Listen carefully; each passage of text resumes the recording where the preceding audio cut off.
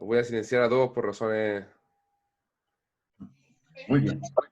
Se pueden desilenciar cuando quieran, no hay problema. Y si quieren levantar la mano, también no hay problema, van levantando la mano. Y puede ser a través de la app o a través de la cámara. Eso, creo que tengo vista para todo. Ya. Bueno, son dos temas medio largos, entonces lo que traté es de condensar un poquito y tratar de un poco hablar más bien de lo técnico, solamente mencionar la parte teórica y la parte que respalda desde el punto de vista evidencia y datos, pero todo eso les voy a dar un link en el que pueden bajar y revisar toda esa información si quieren revisarla después con calma, ¿ya? ¿Por qué vamos a hablar de las hernias? Bueno, las hernias son frecuentes y son frecuentes en nuestra institución. En la UCE, como ven, nosotros desde enero del 2015 hasta mayo del 2018, una revisión que hicimos un poco de tiempo, se operaron 1.600 hernias en la Católica y 13 hernias se operaron de urgencia, atascadas. Estos son la distribución por equipo, o sea, esto no depende del equipo. En todos los equipos, en el fondo, donde roten, van a poder operar hernias, así que esto es como transversal a todos. Así que, y lo otro que es importante es que en los pacientes complicados que llegaron a la urgencia, la morbilidad fue alta, 19%, incluso la mortalidad fue 3%, la mayoría de estos pacientes mueren o fallecieron por complicaciones respiratorias de la hernia atascada. Entonces es una patología que uno tiende a mirar un poco menos, pero tenemos harto, y hemos tenido también casos graves, y tenemos una mortalidad no despreciable en los casos de urgencia. El resumen de la presentación es gigante, como pueden ver, más o menos. Vamos a hablar de hernias inguinales solamente. Solamente voy a meter muy poquito en las crurales, muy poco.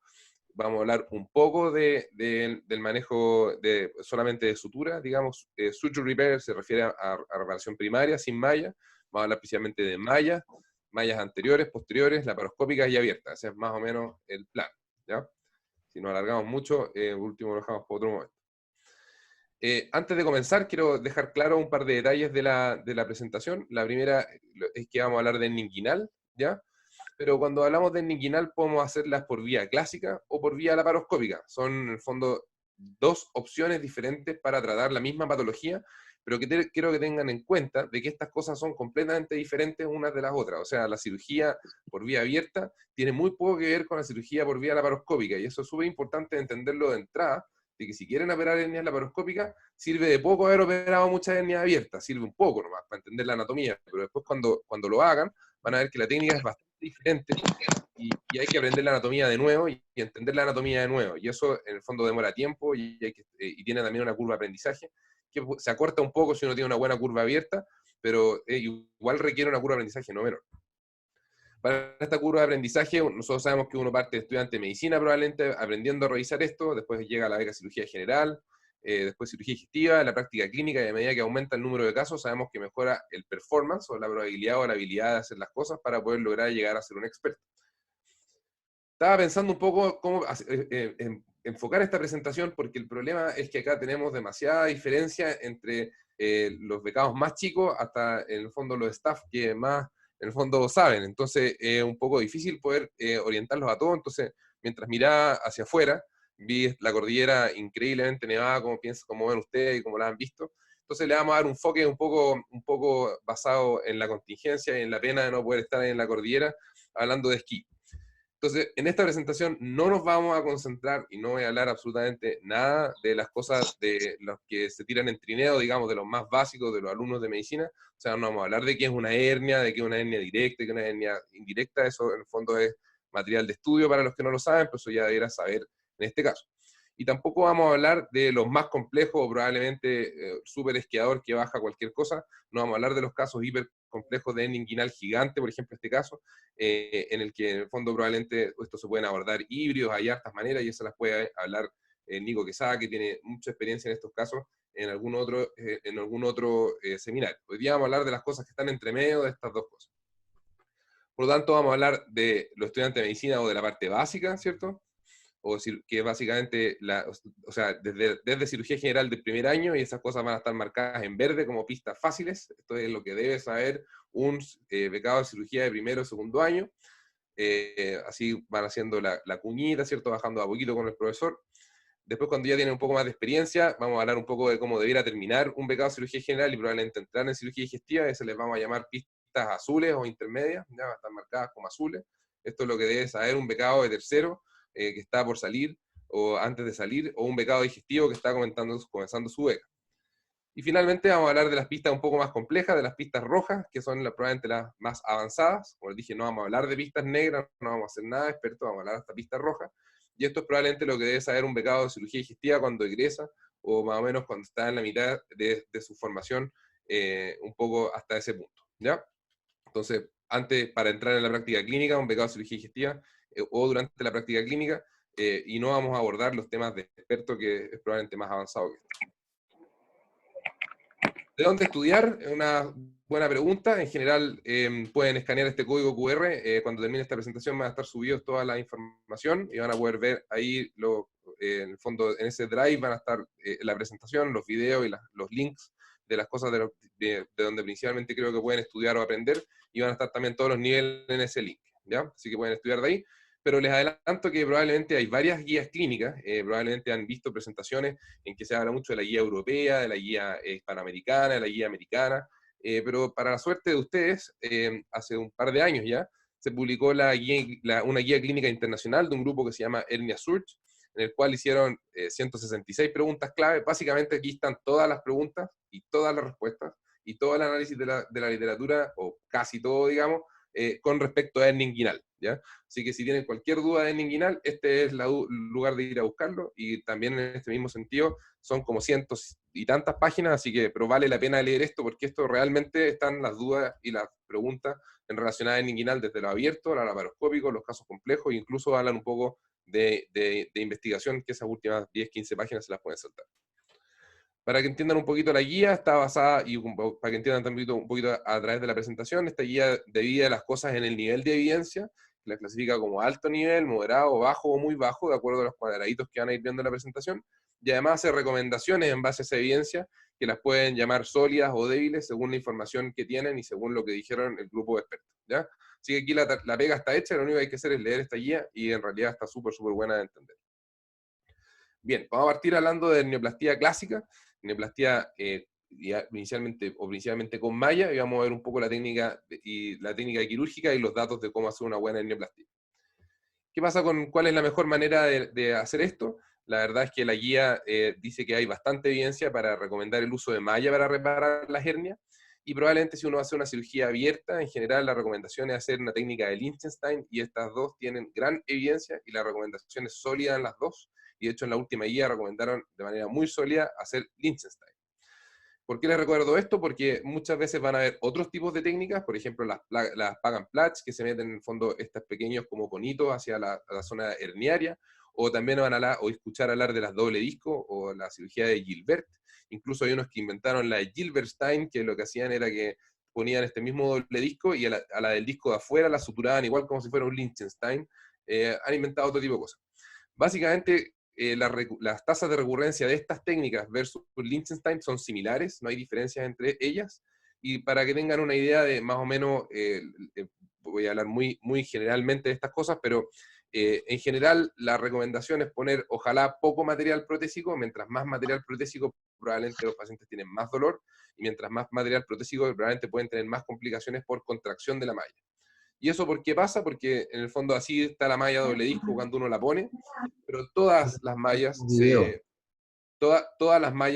se aprietan, todas, y la verdad es que pueden ser más o menos unas u otras, pero en general todas las mallas tienen algún grado de contracción, y entonces esto es lo que pasa cuando uno saca estas mallas. O sea, pueden ver que realmente no se entiende nada del doble disco acá, y probablemente además generan alta reacción en la piel, y pueden producir en fondo incluso complicaciones o drenajes crónicos. Vimos uno hace poquito hospitalizado, algunos lo conocieron, y aquí tienen en el fondo lo que pasa con estas mallas, que se adhieren y producen gran cantidad de inflamación. Entonces, mientras más tejido protésico, mayor reacción inflamatoria, eso habitualmente se relaciona a más dolor y a mayor complicación. Entonces, habitualmente hoy día la recomendación es use una pura malla plana y simple, y haga una técnica de Liechtenstein, que probablemente es la que ocupa bajo material protésico, está demostrada que tiene baja recurrencia, y es probablemente una buena oportunidad a largo plazo.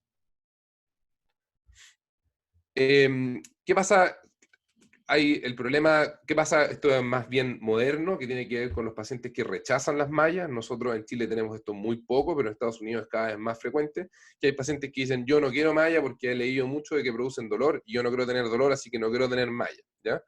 La recomendación acá es hablar con el paciente los riesgos y los beneficios de no ponerse malla, y si es que el paciente insiste en que no quiere ponerse una malla y pretende hacer, y quiere hacer solamente una cirugía que sea una reparación con tejido, en general la recomendación es hacer la técnica de Chuldice, que es la que tiene mayor evidencia de efectividad, tiene tasas de recurrencia similares a la cirugía abierta, o sea, la cirugía con malla, y en general el problema de la técnica de Chuldice es que requiere bastante formación y aprendizaje, y en realidad son pocos los que hacen esta técnica bien, probablemente en la clínica Chuldice es donde mejor se hace, pero en otras partes del mundo en general se requiere bastante formación. Nosotros, yo personalmente tengo poca formación en la técnica de Chuldice, he visto un par de casos, he visto un par de cursos que han mostrado cómo hacerlo.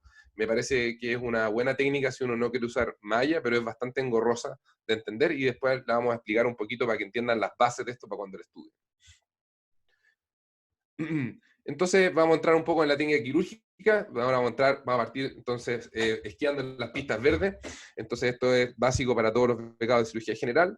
Existen, aquí la clave más bien que hablar de las abiertas y los tipos de cirugía, y cuando se enreden en esto, principalmente tienden a pensar qué compartimentos ocupan estas técnicas, ya sea un compartimento anterior o el compartimento posterior.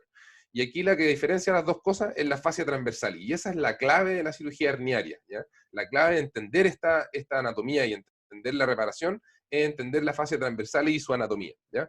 Las que tienen acceso anterior son, por ejemplo, Liechtenstein o Chuldice, que en el fondo no, se trabaja por delante de la fascia transversal, y los accesos posteriores, que son la técnica de Stopa y de Vance, y las técnicas laparoscópicas, que son principalmente posteriores. Entonces, probablemente toda la literatura que lean un poco más ahora, en el último tiempo, más bien habla de si la técnica es anterior o posterior, y eso es como la principal división. Entonces, como les decía, la clave o la llave de entender la cirugía herniaria es la fascia transversalis, y en fondo aquí la gracia es entender dónde está esta fascia transversalis y por qué separa las dos cosas. Entonces, si es que esto es el espacio intraabdominal y este es el espacio extraabdominal, ¿cierto? En fondo, lo que van a ir encontrando inicialmente es la piel, ¿cierto? Después van a encontrar escarpa, después van a encontrar la aponeurosis del oblicuo mayor, que es esta que viene acá, esta que viene acá, aquí, y la aponeurosis del oblicuo mayor da esta vuelta, ¿cierto? Y después de eso, uno al abrirla encuentra los músculos del abdomen, que va a ser básicamente el transverso del abdomen con el oblicuo interno, que juntos forman el llamado tendón conjunto, que vamos a ver un poco más adelante. Y después detrás de eso viene la fascia transversalis, que es esta que está acá atrás. Y esta es la clave, ¿ya? La clave es porque si es que uno hace una técnica anterior, habitualmente va a poner la malla en la parte anterior, ¿cierto? Anterior de la fascia transversal. En cambio, cuando uno lo hace por cirugía laparoscópica, uno habitualmente quiere poner la malla posterior acá, ¿sí? Estas diferencias a veces uno se puede traslapar, porque a veces uno puede perder el plano o puede abrir un poco la fascia transversal, pero hay algunas técnicas también que ocupan los dos planos, por ejemplo la técnica de doble disco, pero en general vamos a tratar de entender estas dos diferencias, y hoy día la mayoría uno quiere operar a un paciente o por vía anterior o por vía posterior, cosa que si es que recibiva, después si es que la primera vez se abordó por vía anterior, la segunda vez uno lo puede abordar por vía posterior con mucho más facilidad, ¿ya? Esa es como la clave de esto. Entonces, Liechtenstein es conocida, ¿cierto? Una técnica con malla, es una técnica que es sin tensión, o eso es lo que busca, y es una técnica abierta. Y lo que busca principalmente es reforzar la pared usando algún tipo de material protésico, como ven en este caso, y esa es la principal gracia. Chuldice, como hablábamos antes, lo que es una técnica que también es abierta, pero es una reparación sin malla, y lo que hace básicamente es tratar de usar la fascia transversalis, que es la clave del Chuldice, para poder reforzar la pared posterior. Y eso es súper importante porque lo pueden ver que se ve súper bien en este dibujo, pero en el fondo, si esta es la fascia transversalis que está acá atrás, ¿cierto? Lo que hace es cortarla y unirla varias veces, o sea, 2 veces acá, y además unir 2 veces el tendón conjunto arriba. Entonces lo que hace es 4 planos de sutura, que lo que van a hacer es reforzar la pared posterior, pero principalmente aquí lo que le da la fuerza, la firmeza y la diferencia de las otras técnicas abiertas es que utiliza la fascia transversalis con una doble pliegue para poder, en el fondo, hacer esta reparación. ¿Se entiende? Ahí se alcanza a ver clarito con la fascia transversalis está aquí y está acá, y tiene 2 puntos de sutura en esa parte. La vamos a repasar un poco más adelante para que la vean, pero cuando hablan de los 4 planos y eso es súper importante entender que la clave o la base de esto, y también para la prueba primero, que se repite la misma pregunta, yo creo que desde el año 1800, siempre la clave ahí de la respuesta es poner que la fase transversalis es la base de la reparación de Schuldeis. Este es un estopa. Un estopa probablemente se ha hecho más famoso por la técnica laparoscópica, pero estopa en general es una buena opción. Lo que busca estopa es una reparación posterior, o sea, por dentro, que generalmente la entrada uno la hace por vía, por vía media, en el fondo, una incisión media. Busca el espacio que nosotros buscamos como preperitoneal, y ahí en el fondo pone por vía posterior una gran malla que cubre los 2 orificios inguinales de los 2 lados y una reparación que por una incisión al medio repara las hernias de los 2 lados. Y ese era el objetivo. Y Vance es más o menos lo mismo, pero es de un puro lado nomás. Esto es como cuando se describieron como técnicas abiertas. Han ganado incluso más apoyo en el último tiempo estas técnicas abiertas, porque al estar en el plano posterior en general evitan un poco más los nervios y probablemente se relaciona un poco menos de dolor crónico, que es un poco lo que vamos a ver más adelante por vía laparoscópica. Entonces hay gente que, como lo hace abierto, está usando también este plano posterior para poder hacer la reparación de las hernias. Bien, entonces aquí vamos a entrar en anatomía. Esta parte la vamos a hacer bien lento y probablemente va a ser bien básica para los que ya entienden esta anatomía, pero yo lo que quiero es tratar de reforzar un poco un dibujo que me hizo a mí el doctor Palma hace muchos años, cuando yo estaba aprendiendo esto y me sirvió mucho y lo traté de un poco reproducir para tratar de explicarles o de entender en el fondo cómo es la anatomía inguinal desde el punto de vista quirúrgico, ¿ya? Primero vamos a repasar un poco lo clásico, ¿cierto? Esta, en el fondo, es la aponeurosis del oblicuo externo, que se ve aquí bien blanca y grande, ¿cierto? Aquí está el anillo inguinal superficial, el anillo inguinal profundo está aquí en alguna parte de acá adentro, y lo que conecta estos 2 anillos es el canal inguinal, por donde aparecen, ¿cierto?, las estructuras del cordón y salen hacia el testículo. Esa es la clave de esto. Como les decía, aparte de entender cuáles son los planos a medida que uno va entrando hacia profundo, es importante saber también cuáles son los límites de abajo y los límites de arriba. Por ejemplo, uno a medida que ingresa desde este lado, ¿cierto? Si esto es la piel, y aquí está el tejido subcutáneo, después de atravesar eso va a encontrar la aponeurosis del oblicuo externo, que es esta que está marcada aquí en negro, ¿sí? Aquí. Entonces, uno, para poder en fondo ingresar a hacer la cirugía, lo que uno debe hacer es abrir la aponeurosis del oblicuo externo. Como el oblicuo externo forma el anillo inguinal superficial, ¿cierto?, que está acá en esta parte, uno corta y abre el anillo inguinal superficial. Por lo tanto, el anillo superficial desaparece al hacer la cirugía. Después, obviamente, uno lo cierra y lo vuelve a construir, pero inicialmente, cuando abre para poder ingresar hacia posterior, lo que hace es borrar eso. Una vez que uno ingresa aquí a la aponeurosis del oblicuo externo, ¿cierto? Como les decía, uno la abre y llega al espacio donde va a hacer la cirugía, buscando el tendón conjunto y buscando, en el fondo, el anillo herniario para poder repararlo y poder reforzarlo, ya sea con una malla o ya sea también con sutura, dependiendo de la técnica que va a usar. Pero no solamente es importante entender que uno abre eso, sino que también lo que les quería mostrar con este dibujo es que es donde están los límites inferiores, porque aquí la aponeurosis del oblicuo externo da la vuelta, ¿cierto? Y se engruesa para formar parte del anillo inguinal, acá abajo del ligamento inguinal.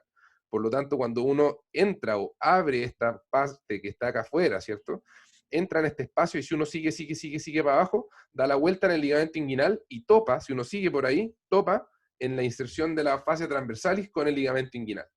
Esto es súper importante para entender de que el abordaje anterior no, o sea, está desconectado del espacio posterior por medio de la fascia transversalis. Y si es que uno, por ejemplo, quisiera llegar al anillo crural que está acá abajo, ¿cierto?, no puede entrar por el espacio en que está abierto la aponeurosis del oblicuo externo porque va a topar en este espacio que está abajo. Por lo tanto, si quisiera pasar de este espacio que está acá al espacio de afuera, o se da la vuelta por fuera, ¿cierto?, o se da la vuelta por arriba haciendo una especie de naijus, o abre la fascia transversalis para poder entrar al espacio posterior, ¿ya? Lo vamos a ir reforzando este concepto más veces, pero para que se vaya entendiendo lo voy a repetir muchas veces, ¿ya? Entonces, nuevamente en el dibujo de la derecha, lo que se ve es la aponeurosis del oblicuo externo, que da la vuelta hacia abajo, ¿cierto? Y se inserta abajo con la fascia transversalis. Aquí está el ligamento inguinal, y en el fondo el espacio que nosotros vamos a abordar cuando abrimos para hacer una reparación anterior de una hernia inguinal es este espacio que está acá, que es donde habitualmente trabajamos, ¿ya? Si uno quiere pasar más adentro para ir a mirar el orificio crural, tiene que abrir este espacio y ir hacia la parte de adentro para poder llegar, o sea, abriendo la fase transversal. Y si uno no abre la fase transversal, no va a llegar al plano posterior y no va a poder llegar al orificio crural. Solamente van a poder ver el canal inguinal, que es lo que acaban de abrir. Bien, esto muestra un poco lo mismo, ¿cierto? El anillo inguinal, la aponeurosis y el oblicuo externo y el cordón espermático que va en esta zona. Los vasos femorales van abajo del ligamento inguinal, que se puede ver mejor en este corte, en donde este que está acá es el ligamento inguinal. Y recuerden que el ligamento inguinal divide, en el fondo, hacia arriba, divide el espacio donde está el canal inguinal, y hacia abajo divide donde está el espacio femoral. En el espacio femoral va la arteria, la vena y el nervio, y van siempre hacia la cresta ilíaca, ¿cierto? Entonces siempre va la vena, la arteria y el nervio hacia ese lado, y además habitualmente la vena está un poquito más hacia medial y hacia anterior que la arteria, en la parte externa. En la parte interna puede estar un poco más cruzado. Y en el fondo, lo que quiero que vean acá es que cuando uno piensa en el ligamento inguinal, recuerden que lo que está arriba del ligamento inguinal es hernias inguinales. Lo que está abajo son hernias femorales o hernias crurales, y esas las vamos a revisar en otro seminario que no es este, ¿ya? Lo mismo acá al lado derecho, que nuevamente les quiero reforzar el tema de la fase transversalis, que la fase transversalis nuevamente se dibuja acá, que está en esta zona que está acá, esta, y en el fondo cuando uno ingresa nuevamente desde la parte externa y abre primero el subcutáneo, o sea, la piel, el subcutáneo, escarpa, y una vez que uno abre la aponeurosis del oblicuo externo que está acá, ingresa al espacio donde va a hacer la cirugía inguinal. Ahí puede reforzar el anillo profundo y puede reforzar también la pared posterior del canal inguinal, que es donde se producen las dos principales hernias, las directas y las indirectas, que son las hernias inguinales más frecuentes. Si es que uno quiere revisar la zona crural, uno no puede hacerlo por esta vía y tiene que o devolverse para entrar por fuera, o abrir la fase transversalis para entrar por dentro, o devolverse y entrar más arriba para entrar por una especie de naijus al mismo espacio. Pero la hernia crural en general se aborda abriendo la pared o abriendo la transversalis o por vía posterior. Bien, esto va a explicar un poco lo mismo. Entonces, ¿cómo hacemos esta incisión y cómo partimos con la cirugía? Entrando un poco más en la técnica quirúrgica, en general lo que uno hace es buscar la cresta ilíaca acá arriba y buscar la sínfisis del pubis, y con eso uno tira la línea del anillo, de que uno sabe dónde está el ligamento inguinal, que es este que está acá. En general uno puede hacer, como vamos a trabajar por sobre el ligamento inguinal, algunos se suben 1 o 2 centímetros sobre el ligamento inguinal para poder caer sobre la zona herniaria, algunos tienden a abrir un poco más abajo para que la incisión quede un poco más escondida, pero básicamente independiente de si es que hacen la incisión un poco más abajo o un poco más arriba, lo que van a buscar es el mismo espacio. Pero recuerden que siempre vamos a trabajar arriba del ligamento inguinal para las hernias inguinales, sobre el ligamento inguinal. Entonces, un poco lo que vamos haciendo, vamos a abrir la aponeurosis del oblicuo externo, como les decía, el anillo superficial, que es este, va a desaparecer cuando lo abramos, y lo que uno va a abrir es el canal inguinal completo. Entonces aquí se ve abierto, ¿cierto? Se ve abierta la aponeurosis del oblicuo externo acá, lo mismo que abrimos hacia arriba, está una incisión súper grande, ¿cierto? Y lo que buscamos es ver el canal inguinal completo. Entonces lo que van a ver es el anillo profundo acá, y el anillo superficial que estaba acá desapareció porque se abrió al abrir la aponeurosis del oblicuo externo, y lo que aparece ahí es el cordón, que está entre medio de esto, ¿sí? Al mirar esta anatomía, siempre estos son dibujos súper bonitos, que habitualmente no vemos las cosas tan claras, pero quiero reforzar un poco lo que les estaba diciendo sobre anatomía inguinal. Entonces, una vez que uno abre, ¿cierto? Aquí se ven en azul los bordes de la aponeurosis del oblicuo externo que fueron abiertas, ¿cierto? Cortadas hacia allá, te da esta exposición. El anillo superficial, que era este, está seccionado y abierto actualmente, porque estaba formado por la aponeurosis del oblicuo externo, y el anillo profundo está en esta zona que está acá abajo, que es donde se generan la mayoría de las hernias directas, porque ahí o sea, indirectas, que hay un defecto en la zona de donde está el anillo profundo. Este es la vaina del recto, que se inserta con el músculo recto abdominal, que se insertan acá abajo la sínfisis del pubis. Y acá tenemos lo que le llaman el tendón conjunto, le llamamos el tendón conjunto, que incluye el orificio, que incluye el oblicuo interno junto con el transverso, que se unen sus fibras y se insertan también en esta zona. Entonces nos queda un espacio que no está cubierto por nada, y ese espacio es el piso del canal inguinal, porque va el cordón sobre eso, y el piso que está acá abajo es principalmente fascia transversalis, que es nuevamente a lo que vamos a ir todo el tiempo.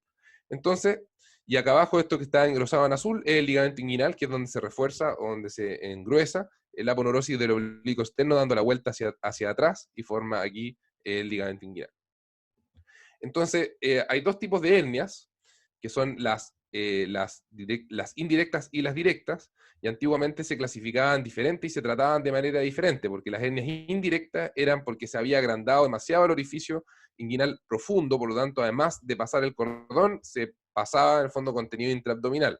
Entonces, antiguamente cuando habían hernias indirectas, inicialmente solamente se trataba el orificio inguinal profundo y con eso quedaba en el fondo reforzado ese anillo o cerrado ese anillo.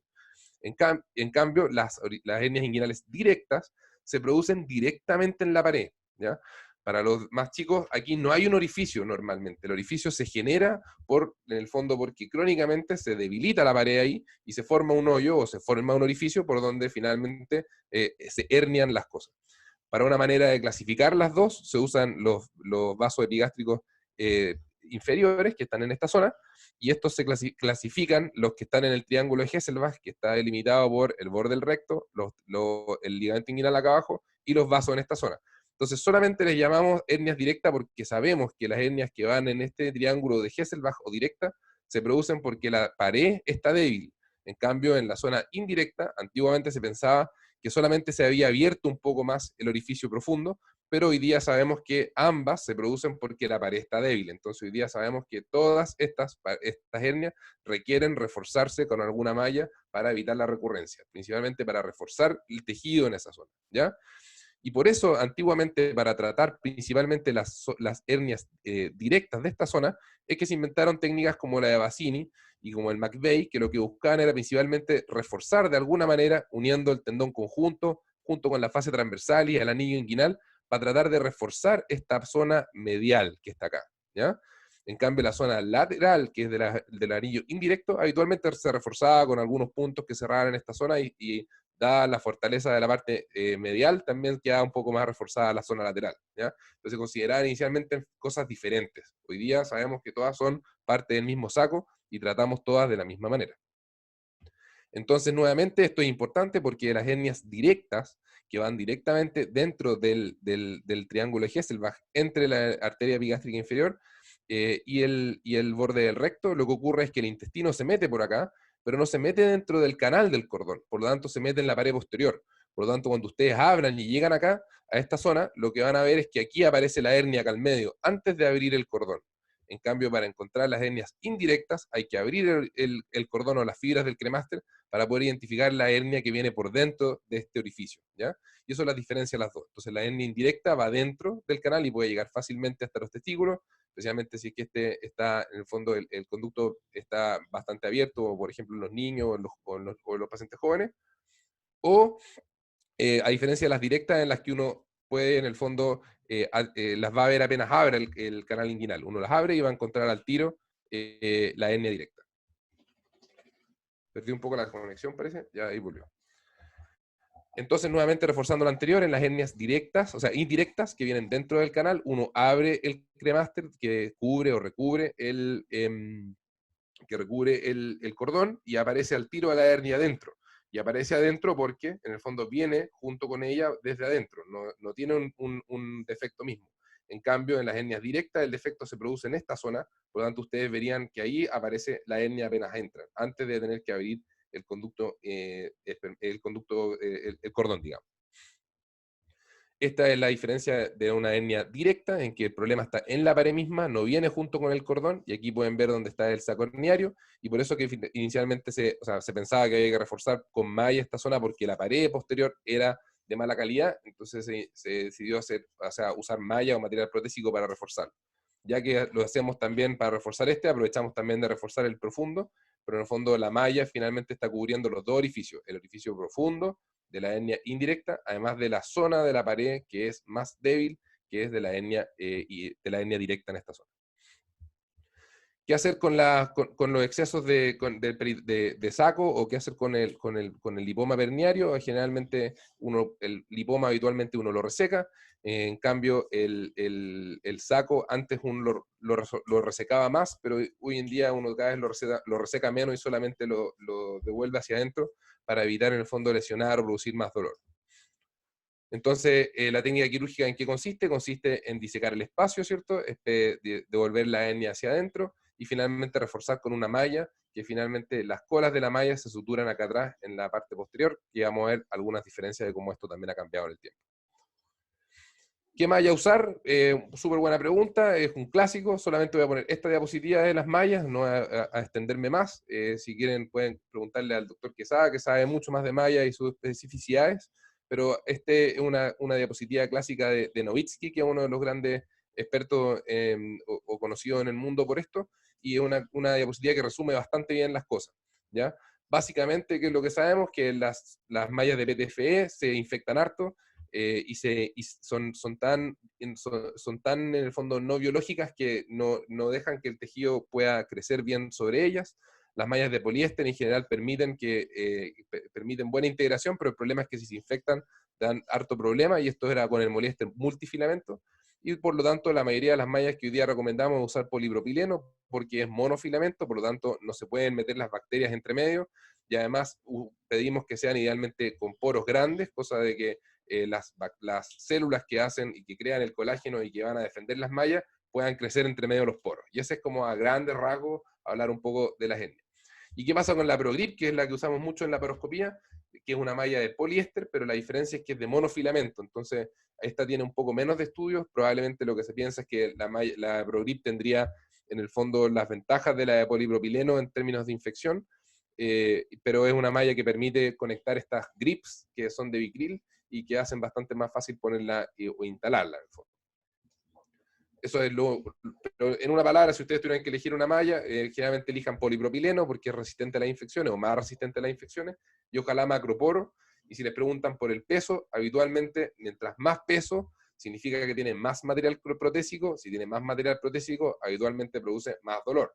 Entonces, habitualmente hoy día sabemos que para las hernias inguinales, el ideal son mallas de bajo peso, a menos que sean hernias muy grandes, pero en general, mallas de bajo peso, que producen menos dolor y tienen suficiente respuesta inflamatoria para poder fortalecer la pared en esa zona. Entonces les voy a mostrar acá un video, a ver si corre bien.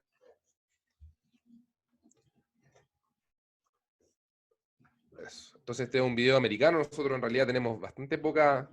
voy a volver a compartir la pantalla para poder ponerle la velocidad de los videos.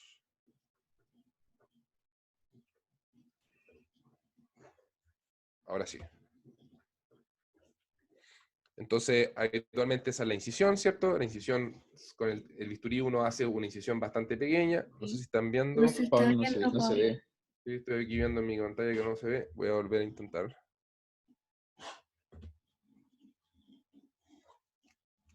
Ya vi el problema, ahora sí.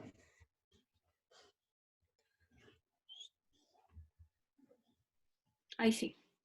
Ahí sí, ahí está corriendo bien, perfecto. Entonces, aquí lo que ven es la incisión. Habitualmente la incisión con el bisturí es solamente para la primera capa y después uno habitualmente usa bisturí electrónico. Es súper cómodo usar buenos separadores, incluso el separador autostático. Nosotros lo usamos bastante poco en la UC, pero es bastante cómodo cuando uno está especialmente operando con becados para que aprendan, y así tiene una mano un poco más libre. En este caso aquí recuerden siempre que lo primero que uno se encuentra ahí es lo que está mostrando justo bajo el bisturí, donde se ve azulito, que es la vena epigástrica superficial, que es súper frecuente y constante en esta zona. Habitualmente está más hacia medial, ¿cierto? Por lo tanto el lado medial es hacia arriba de este video, ¿ya? En cambio el lado lateral es hacia donde está el cirujano. Ahí uno generalmente toma estos dos puntos y finalmente los corta y los liga para que no sangre esa vena. Ahí se pudieron ver escarpa, que es la primera capa más bien blanquita que se ve, ahí se ve más clara, y lo que busca en el fondo es mostrar un poco los tejidos, y la próxima, uno ahí sigue para abajo, y si es que sigue para abajo y ve grasita, es porque estamos bien y todavía falta, hasta que vean en el fondo la aponeurosis del oblicuo externo, que habitualmente se ve blanquecina y como brillante, como toda la aponeurosis que conocemos. Después, en el fondo aquí lo que está mostrando el cirujano es donde está el anillo externo, que les decía yo, que nosotros lo vamos a abrir, y eso es lo que uno uno puede iniciar esta incisión desde el anillo superficial, o lo puede hacer también cortando con bisturí, como lo hizo en este caso, y va a ampliar y abrir en el fondo en la aponeurosis del oblicuo externo. En este caso, ya lo que está haciendo es que separó la aponeurosis del oblicuo externo, la separó hacia arriba y hacia abajo, y lo que va haciendo ahora es disecar y soltar solamente lo que está de la aponeurosis del tejido que está abajo. Hay que tener especialmente cuidado aquí en la parte de arriba, porque ahí se tiende a pegar el nervio iliohipogástrico, y aquí está disecando hacia abajo, hasta, en el fondo, fíjense cómo tracciona con su mano izquierda el cordón hacia arriba, con lo que se ve el borde de abajo inferior, que es básicamente el ligamento inguinal. Y ahí lo primero que aparece siempre, cuando uno abre el canal inguinal, es el nervio ilioinguinal, ¿ya? Entonces, primero que aparece el ilio inguinal, y ese es re fácil de ver, se ve prácticamente en todos los casos cuando uno lo busca. En cambio, los otros se tienden a ver un poco menos y hay que buscarlo un poco mejor. Entonces está avanzando acá. Acá lo clásico que hacemos en esta maniobra es tratar de con el dedo izquierdo desde inferior hacia medial, ¿cierto? O sea, en este sentido, ¿cierto? Uno empieza a buscar con el dedo donde está el borde del pubis, en el fondo, y cuando toca el pubis siente que no queda nada debajo, y lo que hace es tratar de pasar el dedo por detrás de todo el cordón y levantar todo lo que está del cordón hacia arriba, para lograr pasar después un Penrose o algún elástico que nos permita disecar mejor esta zona. Entonces uno habitualmente va una mano contra la otra. Esto es bastante placentero de hacer, porque cuando uno ya lo conoce bien, siente la pasada y busca básicamente donde está el tejido de menos tensión, hasta que hace la pasada por detrás del cordón espermático, ya sea con un elástico, con un Penrose o con lo que tengan en ese momento. Entonces aquí levanto hacia arriba con el elástico. Entonces, esta es una hernia indirecta que está dentro del cordón, por lo tanto, como vieron, no hay hernia cuando entraron, por lo tanto hay que ir a buscarla, lo más probable, dentro del cordón, y en este caso está abriendo el cremaster, y ahí aparece el pequeño lipoma perherniario, que habitualmente por el color uno lo puede ver. Ese lipoma es bien incómodo y habitualmente hay que sacarlo o resecarlo, porque puede producir dolor incluso postoperatorio, y generalmente hay que sacarlo. ¿Cómo se saca? Es muy importante separar las cosas. Fíjense cómo el cirujano usa sus dedos para separar y ver bien dónde está transparente, para lograr aislar, ¿cierto?, el lipoma. Y ahora está yendo por el saco, que es lo que pueden ver un poco ahí a la derecha. Este que está acá es el saco, para los pecados más chicos, ¿cierto? Lo tiene tomado con aquel, hizo ayuda bastante en la disección. Y en el fondo lo que está haciendo acá es soltar todas las adherencias del saco hasta lograr buscar la inserción profunda, que habitualmente esto viene en el anillo inguinal profundo. ¿Cómo cortar la malla? Y generalmente dejamos los 2/3 de arriba más largos que el tercio de abajo. Eso probablemente lo han conocido harto. Y uno lo que va a buscar aquí, y esto es bastante discutido en dónde buscarlo, ¿cierto? En este caso, este cirujano está buscando la parte de la inserción del tendón conjunto en el tubérculo del pubis. Vamos después a profundizar un poco en esto, en dónde fijar la malla en esta zona medial. Pero esta es como la técnica clásica descrita por Lichtenstein, que buscaba, incluso en algún momento se buscaba la mismo periósteo de la sínfisis del pubis, pero el problema es que producía mucho dolor, así que habitualmente uno buscaba ahí un tejido que sea firme, pero justo en ese borde, digamos. Es fácil pasar la malla, habitualmente es más fácil si uno pasa las dos puntas, o sea, pasa la aguja para arriba y después pasa la punta para arriba también. En este caso a mí no me gusta hacer lo que está haciendo él, que está en el fondo usando, para fijar la malla, está pasando los dos puntos un poco lejos por el borde de la malla, porque eso cuando uno la aprieta tiende a doblar la malla, y una malla doblada es una malla que no se integra bien, por lo tanto tiene que estar súper plana para integrarse bien. Una vez que se logró hacer la inserción medial, lo que va a hacer es una sutura corrida, siguiendo hacia el ligamento inguinal, como lo pueden ver allá abajito, y ahí en el fondo también pasa un par de puntos de sujeción para hacerlo un poco más firme a la zona del tubérculo del pubis.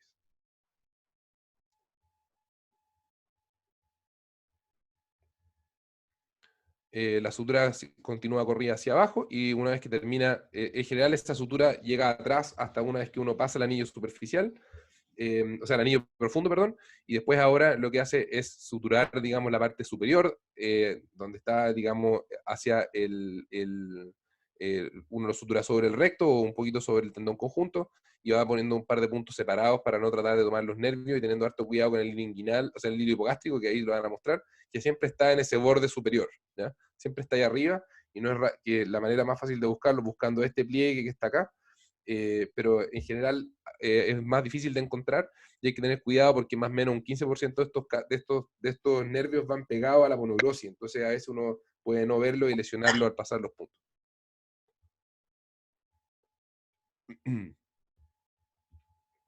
Finalmente, después de pasar estos puntos separados en la que fija la malla, el cirujano ya queda más tranquilo con la malla fija y después va cerrando, revisa la hemostasia, etcétera, y después va cerrando en el fondo los distintos planos para proteger la malla de ahí en adelante.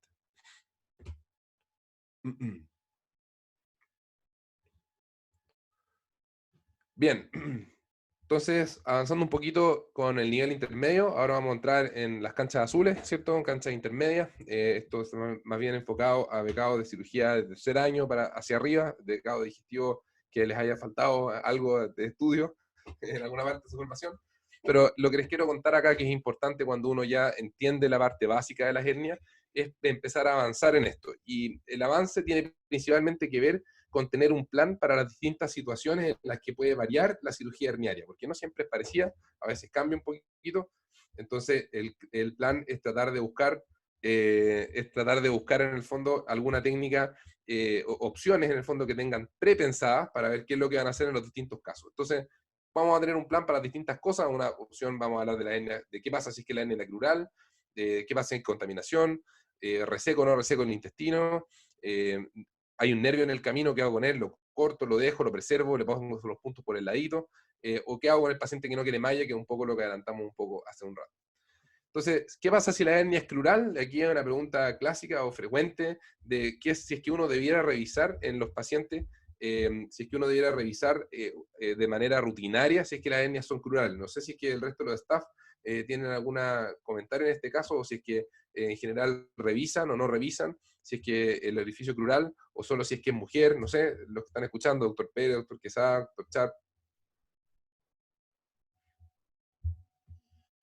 Doctor Crural dice que no, en general. Yo tampoco. No, en general no, porque tú ya tienes el diagnóstico preparatorio, en general. En el Claro. examen físico preoperatorio que hay que tener harto cuidado para descartarlo. Exacto. Y bueno, aquí la pregunta es si es que tú no encuentras la hernia y sabías que el paciente tenía una, lo más probable es que no la estés encontrando porque esté en otro plano, y en ese caso tiene que ser porque es crural. Y esta pregunta es clásica también de examen, y en el fondo voy a profundizar un poco de qué hacer en este caso. Y nuevamente, como les decía antes, la idea acá es que si es que uno ingresa por vía anterior, ¿cierto? Va a ir seccionando todas las capas anterior, va a seccionar también la aponeurosis y el oblicuo externo, y va a caer en este espacio que se ve en verde. Que se ve ahí en verde. Entonces, lo que viene ahora es, en el fondo, si uno no encuentra la hernia y cree que la hernia es crural, ¿qué opciones tengo? Y básicamente lo que tengo que cachar es que tengo que llegar al espacio amarillo que está marcado ahí. Por lo tanto, ¿cómo lo hago? Tengo tres opciones. O abro la fascia transversalis, que es la línea que está acá abajo, esta. Esto me permite, en el fondo, abrir la fascia transversal y encontrarla, el orificio crural, o me devuelvo hacia atrás y la busco por externo, la hernia crural, o me devuelvo hacia atrás y la busco por arriba, haciendo una especie de Nyhus, y buscando en el fondo entrar más arriba para entrar al mismo espacio preperitoneal. Esas son básicamente las tres opciones, o hay algunas otras, pero estas son las más fáciles de hacer.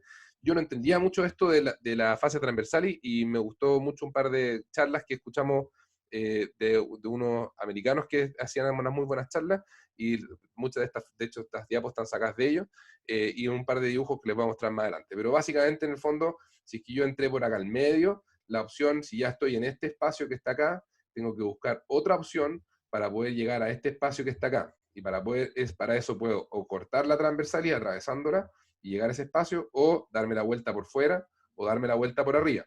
El problema de darme la vuelta por fuera es que voy a abordar la hernia por fuera, entonces en general el espacio es más chico, en general uno tiene que trabajar a través del anillo, entonces si hay que resecar algo y es más difícil de hacer, y en general la exposición es un poco más difícil. En cambio, si yo me voy más arriba, habitualmente la exposición es más grande, y yo les diría que esa es una buena opción para cuando uno quiere resecar o quiere revisar el abdomen, porque es más fácil entrar acá directo y poder revisar el abdomen que por el espacio inguinal, que es un poco más chico. Ahora, si es que es un caso electivo y se dieron cuenta de que era crural en el camino, quizás lo más fácil es abrir la fascia transversal y llegar directamente al espacio. Eso se ve muy bien en este caso. Esta es lo mismo que vimos en delante. Este es el cordón espermático que está acá. Vemos en el fondo la pared posterior, que es lo que está acá atrás, y la pared posterior sabemos que es pura fascia transversalis, y lo que está haciendo acá el cirujano es abrir la fascia transversalis en esta zona que está acá. En general ahí no hay nervios, ya los nervios están un poco más arriba, y en lo que se ve acá arriba de esta zona de acá, el tendón conjunto, ¿cierto? Que está acá, y acá al medio se ve el recto abdominal o parte de la fascia del recto que está en esta parte más central. Entonces, al abrir acá la parte de la transversalis, lo que voy a encontrar es la visión clásica de la cirugía de McVeigh, que McVeigh lo que quiso es tratar de reforzar, en el fondo, la parte, la parte medial o la parte del anillo directo, usando cosas un poco más duras o más firmes, que tienen que ver principalmente con el ligamento de Cooper, que está acá abajo. Pero la visión de acá es lo que quiero que tengan claro, porque es lo que van a ver cuando abran la fase transversalis para poder llegar al plano un poco más posterior. Entonces, esto que está levantado acá, en la fase transversalis, que está levantada, la del bonolor silúrico externo que uno habitualmente toma con las Kelly, está acá arriba, acá lejos, digamos, ¿cierto? Entonces, una vez que ustedes abren la fase transversalis acá al medio, habitualmente uno la abre bastante pegado abajo, por lo tanto el borde inferior de la fase transversalis está como acá, que de hecho ni siquiera se ve en este caso. Y cuando uno abre ese espacio, ve directo hacia el centro, y lo que va a ver son los vasos, que habitualmente van a estar en esta zona que está acá, y después de ver los vasos en esta zona, hacia la parte medial, aquí está el orificio crural, ¿sí? Entonces, si ustedes quisieran, podrían en el fondo ahí pueden hacer una malla con un corte hacia acá abajo, o pueden suturar esta zona y poner la malla encima, ahí dependiendo qué técnica quieran hacer, si es que van a reforzar ese anillo con o sin malla. Pero esta abertura de la fase transversalis te da un acceso directo para mirar de una y directo dónde está el orificio crural. Así que es fácil revisar el orificio crural desde la zona inguinal, y es cosa de hacerlo, y cuando lo hagan te van a dar cuenta que en realidad aparece al tiro, es súper simple de ver. Otro caso que hago si tengo contaminación, si es que malla ocupo, no sé, doctor Quesada, qué malla ocupa, si está conectado, o el doctor Sharp, o el doctor Ibáñez, doctor Pérez. Si hay contaminación, usan la misma malla, la ponen igual o cambian. Depende. Depende del tipo de contaminación y si hay una... La guagua. Si hay una contaminación franca y hay mucho derrame de contenido intestinal, lo ideal es no poner malla y dejar la reparación de la hernia definitivamente con una segunda oportunidad. Pero si hay poca contaminación, espérame porfa, si hay poca contaminación, uno debería usar una malla polipropileno macroporosa y ojalá ligera. Esa es la recomendación. De acuerdo. Entonces, probablemente aquí, como dice Nico, no hay una pura opción, sino que probablemente mientras más contaminación, uno más va a vender a hacer una reparación solamente con tejido, y mientras menos contaminación, uno más va bien a preferir usar una malla en el fondo. Pero ahí uno tiene que poner en el fondo sobre la balanza entre una y otra. Lo mismo ocurre de si es que hay que resecar o no hay que resecar. Si es que el intestino está negro, probablemente la resección va sí o sí, pero si es que está más bien claramente acá, se ve claramente cuál es el intestino sano del que no. Pero ¿qué hacemos con los que están en los casos intermedios, que son ahí los amarillos en el fondo, y cómo decidirlo? Algunas cosas que pueden ayudar, el color, como uno sabe, pero también algunas otras cosas, como ver cuánto se recupera cuando uno libera la obstrucción de la hernia, si se recupera rápido, se recupera lento, o no se recupera mucho, se recupera en parche. Y lo otro que ayuda bastante es si tiene peristalsis. El intestino que se mueve habitualmente está vivo, y habitualmente uno lo puede dejar aunque se vea bastante negro, y en general aguanta. Y por último, no olvidar los factores del paciente. Si hay una paciente en el fondo viejita, que en el fondo esa es su única chance, probablemente es mejor estar seguro de que la paciente se resolvió en pabellón. Quizás si hay alguien más joven, uno puede tratar en el fondo de darle la chance de preservar su intestino. Si un paciente tiene intestino corto, habitualmente uno va a tratar de preservar el intestino. Entonces ahí buscar un poco los factores del paciente. Un nervio en mi camino, esto probablemente es más frecuente de lo que uno piensa, pero aquí hay harta discusión en un momento para disminuir el dolor crónico. Lo que se pensó era si es que uno tenía que cortar todos los nervios siempre, y ahí venía la discusión de si es que uno debiera hacer resección pragmática de los nervios, o sea, neurectomía pragmática en todos los casos, o sea, perdón, en todos los casos, o selectiva. Y probablemente hoy día sabemos que la neurectomía en todos los casos no disminuye necesariamente el dolor inguinal, y sí produce harta hipoestesia y molestia en los pacientes. Por lo tanto, hoy día no está recomendado sacar todos los nervios siempre, pero si el nervio está en su camino, o si usted lesionó el nervio, en esos casos es mejor sacarlo. Eso se llama neuronectomía selectiva, y uno lo que hace ahí es sacar el nervio, y lo que uno busca es siempre ligarlo hacia proximal, seccionarlo, y no solamente dejarlo ahí, sino que hay que enterrarlo en el músculo. Enterrarlo en el músculo disminuye la reacción inflamatoria en el borde del nervio, con lo que en general disminuye el dolor después. Si el paciente no quiere malla, habitualmente la recomendación es tratar de hacer un Chuldai si es que uno lo sabe hacer. Si no lo sabe hacer, uno puede intentar un Bassini, o simplemente derivar el paciente a algún experto. Habitualmente los pacientes que no quieren malla son pacientes un poco más complejos, así que habitualmente es mejor derivarlos. El Chuldai, ¿en qué consiste? Como les decía hace un rato, consiste en una reparación principalmente basada en la fase transversalis. Por lo tanto, yo corto acá la fase transversalis, pego la transversalis con la transversalis 2 veces, eso es lo que hacen las 2 primeras suturas, y las otras 2 suturas de arriba van principalmente a reforzar el ligamento inguinal contra el tendón conjunto de alguna u otra manera. La mejor manera de ver esto es con el dibujo que veíamos en delante, donde estaban los cortes, y se ve claramente en el fondo dónde va cada una de estas suturas. Pero estos son 4 líneas de sutura que se basa en la fase transversalis y se refuerza encima con el ligamento inguinal. Eso es lo que hace Chuldai principalmente. Genera alta tensión, un poco de dolor, pacientes andan bastante tensos en general, pero la recurrencia es bien baja, alrededor de 2%, similar a la hernia con reparación. Vamos a pasar ahora al nivel avanzado para después entrar a lo laparoscópico. El nivel avanzado de la hernia abierta principalmente tiene que ver con ahora las canchas rojas, ¿cierto? Y aquí lo que uno piensa es cómo vamos a mejorar los pacientes para poder disminuir lo más posible tanto la recurrencia como el dolor. Actualmente sabemos que Liechtenstein tiene un 2% más o menos de recurrencia, pero unas tasas de dolor que no son tan bajas, que eran 6, 8, 10%, igual, y es significativo para los pacientes. Entonces, ¿cómo podemos disminuir esto? Se han desarrollado algunas estrategias. Con respecto a la recurrencia, lo que se hizo, porque la principal punto de recurrencia de los pacientes operados de hernia inguinal tiene que ver porque el lugar donde finalmente se fija la malla queda muy lateral. Entonces, si es que uno ve en esta zona, en este dibujo en el fondo, lo que ven acá es la inserción del recto acá arriba. Aquí está el típico borde del canal inguinal, que es donde en el fondo probablemente muchos de nosotros fijábamos la malla en esa zona. Entonces uno pone la malla muy pegado acá. Hoy día lo que se sabe, o las modificaciones que se han hecho, es tratar de pasar el punto o la malla al menos 2 centímetros hacia medial por sobre este borde que está acá. Lo que significa de que la malla va en esta parte que está acá. Al tener estos 2 centímetros de overlap, en el fondo, disminuyen bastante las recidivas mediales, y lo que uno hace finalmente acá es fijar la malla a la vaina anterior del recto en esta zona.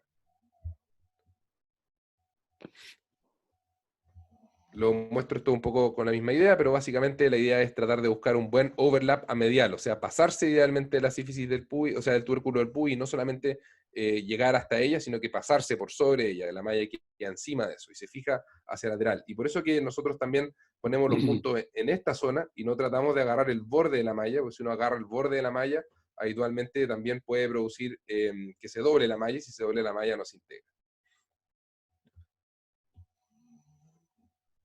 ¿Qué pasa con el dolor postoperatorio? Características para esto. Sabemos que buscar los nervios y tratar bien los nervios disminuye el dolor postoperatorio. En las manos más expertas el dolor post-hernioplastia es menor al 0,5%, en manos normales alrededor del 7%. Por lo tanto, hacer esto bien, de alguna manera, disminuye el dolor. Estrategias: buscar los nervios, saber dónde están, evitar levantarlos, ¿sí? Como la típica que normalmente uno levantaba el nervio para mostrar, mira, este es el nervio inguinal, eso hay que tratar de no hacerlo. Lo mismo manipularlo, esqueletizarlo, esto generalmente tiene una pequeña fascia encima que los recubre y los protege, y los protege también de las mallas, entonces en general hay que tratar de no tocarlos. Evitar usar el dedo para disecar el cordón, esto es importante porque la rama genital del génito femoral, como vamos a ver más adelante, se tiende a pegar ahí y es muy fácil lesionarlo, produciendo dolor crónico. Evitar seccionar el cremaster, por lo mismo termina seccionando el inguinal y termina seccionando también la rama genital, que no es raro. Y lo otro que está bastante nuevo y que un poco es difícil cuando uno lo empieza a hacer, como que no confía mucho, pero después ya viendo los trabajos como que ya cada vez tenemos más confianza para hacerlo, es usar suturas reabsorbibles. Habitualmente nosotros estamos ocupando PDS en la fijación de la malla en la parte de corrida de abajo, y estamos usando Vicryl arriba, y les voy a mostrar al tiro cómo hacemos eso para evitar la recurrencia. Las mallas livianas habitualmente tienen menos dolor que las mallas más pesadas. Esto es porque los nervios se producen inflamación, esto en el fondo muestra aquí una sutura que está tomando el nervio, o a veces solamente por inflamación local también genera neuroinomas que finalmente producen bastante dolor postoperatorio. Estas son antiguas, o sea, prácticas antiguas que tienen que ver con la toma del cordón con el dedo. Esto generalmente lesiona o puede lesionar la rama genital del genitofemoral, que se puede ver ahí, que va pegado a la vena en el cordón. Así que habitualmente no es raro lesionarla cuando uno pasa a ciega. Por lo tanto, la recomendación ahora eso es hacerlo con una turulita. Lo mismo estas tomas en las que se ve, las tomas de los nervios en que se ve tomándolo aquí con la pinza, hacia arriba, hacia abajo, eso también puede incomodar un poco y puede finalmente producir dolor postoperatorio. Entonces, volviendo a dónde están los nervios está el ilio hipogástrico arriba, el ilio inguinal es el primero que uno ve sobre el cordón, y la rama genital del genitofemoral va pegado al cordón abajo, y generalmente se marca por la vena. Entonces uno dice, chuta, estos son los nervios clásicos que nosotros vemos, y yo sé ahí dónde están y dónde lo he leído, pero cuando uno ve la realidad, la verdad es que la variación de dónde son las posiciones, los distintos nervios, aquí se ven el ilio hipogástrico y el inguinal en el estudio cadavérico, pueden ver la cantidad de posiciones posibles, tanto después de la salida como al ingresar a la pared. O sea, la verdad aquí la distribución es bastante amplia, es difícil saber exactamente dónde van, y para peor además hay veces que tienen ramas y se unen entre sí, y pueden tener, por ejemplo, un nervio ilioinguinal que tiene en el fondo miles de ramas chiquititas, entonces la probabilidad de no pegarle a ninguna de estas ramas para no producir dolor postoperatorio es bastante baja. Así que en este caso se hizo una neurectomía profiláctica, en el fondo selectiva, para evitar el dolor postoperatorio. Lo que les decía un poco de la resección, o sea, de cómo fijar la malla usando sutura reabsorbible, habitualmente estamos usando PDS en la zona de abajo, habitualmente 2-0. El PDS al durar 3 meses es habitualmente suficiente para que la malla se integre y se genere la reacción inflamatoria que necesitamos. Y arriba, la recomendación actual es usar Vicryl. Y la gracia del Vicryl es que como se reabsorbe en general, si uno toma un nervio o tiene algún problema con alguno de ellos, habitualmente el dolor disminuye. Y además que ya a las 2-3 semanas la malla está bastante fija, y en realidad es raro que esta malla se tienda a curvar o a girar o a doblar después de las primeras 2-3 semanas. Y eso también se ha estudiado con estudios radiográficos marcando las mallas, y la verdad es que una vez que ya pasan las primeras horas, la malla queda fija en ese espacio, y la verdad es que es un espacio bastante virtual que desaparece después, y habitualmente las mallas después de eso no se mueven mucho. Así que la recomendación ahora es usar Vicryl separado arriba y PDS abajo. Eso disminuye, tiene la misma tasa de recurrencia, pero disminuye el dolor crónico. Lo otro importante que se ve acá arriba es que los nudos de arriba van sueltos, son solamente para que la malla no se mueva. Si uno aprieta mucho los nudos del Vicryl de arriba, también va a tender a doblar la malla. Si la malla se dobla o se curva, no se va a integrar. La idea es que vaya planita. Entonces los nudos de arriba van sueltos en el aire. Son nudos completamente sueltos, que permiten que la malla se mueva un poquito, pero que no se curve o no se doble. Y la última modificación que se hizo de la técnica de la neoplastía inguinal tiene que ver con el cambio de la parte de atrás del cordón, donde normalmente nosotros suturábamos la malla en el fondo sobre la malla, malla contra malla en esta parte que está acá atrás. Habitualmente el problema de eso es que al encogerse o retraerse la malla, puede apretar el cordón y puede producir dolor crónico, además de producir orquídea o si queda muy apretado. Entonces ahora la recomendación es tratar de buscar disminuir la tensión sobre el cordón, y la recomendación es suturar la malla al ligamento inguinal, o sea, en esta zona que está acá atrás. En el fondo un poco diferente a lo que hacíamos habitualmente, y más que suturar malla con malla, la malla del borde de arriba se sutura al ligamento inguinal, y con eso queda un poco más libre la zona, y habitualmente la retracción de la malla no compromete el cordón. Vamos a poner un video cortito para avanzar a lo laparoscópico, si no vamos a atrasar demasiado. Entonces, esta es nuevamente, esta es buscando en un fondo una técnica un poco más nueva, también para los becados más chicos. Esto les voy a dar los links para que puedan después ver los videos, pero en el fondo lo que les quiero mostrar acá es que la retracción aquí o la cirugía que hace, la hace tocando lo menos posible, no usa el dedo en el fondo, la disección la hace con esta pequeña torulita. Fíjense aquí cómo levanta el cordón, mirándolo. Ahí de hecho se alcanza a ver en esa zona, ahí se alcanza a ver ahí donde está la vena, que la vena genital que va pegada al nervio genitofemoral que está en esta zona acá atrás.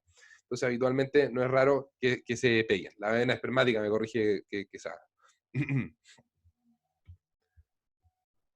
Entonces fíjense cómo la empieza a empujar, y lo levanta y logra pasar en el fondo por detrás para hacer la pasada. Y una vez que hace la pasada pasa al Penrose, pero lo hace con todo el rato mirando y de manera roma para no lesionar los nervios en esta zona. Es una de las cosas que ayudan bastante.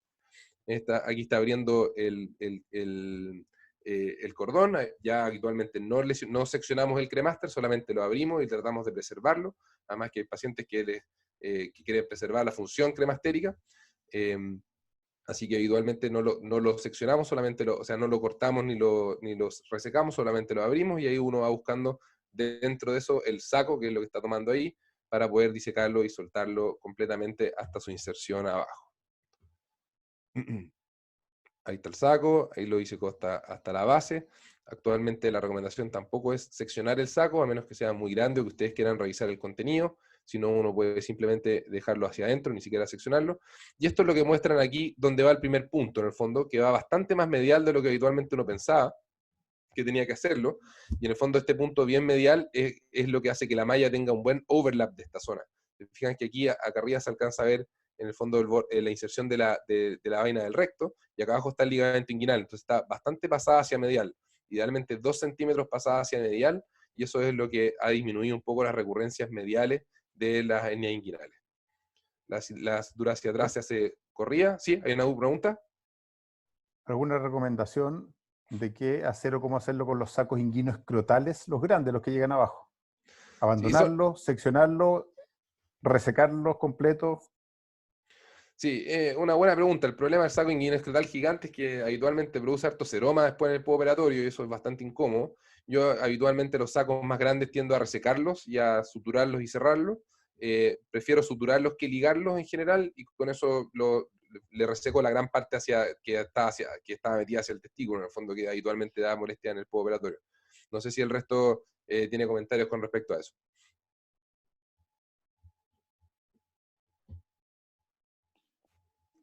Los sacos grandes hay que tratarlos porque si no, como tú dices, se produce acumulación de líquido y es un problema.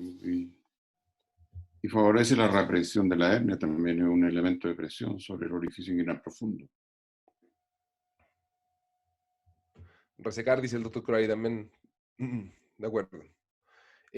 Lo que les quería mostrar en esta parte del video es el cambio aquí de la toma del borde superior, que va directamente al anillo inguinal. Se fijan, toma un poquito en la parte de la malla de abajo, pero no va malla contra malla, que va en el borde inferior de la malla. Esto hace que el nervio quede un poco tomado así como de esta manera, por lo tanto el nervio pasa por un canal sin quedar atrapado, cosa que si es que la malla después se contrae o hace cualquier tipo de reacción inflamatoria, lo que hace es apretarse contra el ligamento inguinal y no apretarse contra el cordón y generar dolor. Las colas de la malla uno las mete hacia arriba y habitualmente con eso refuerza y ahí se ve el cierre final de esta reparación tipo Liechtenstein. Bien, hernioplastia laparoscópica. ¿Cuánta malla le dejas hacia arriba, perdón?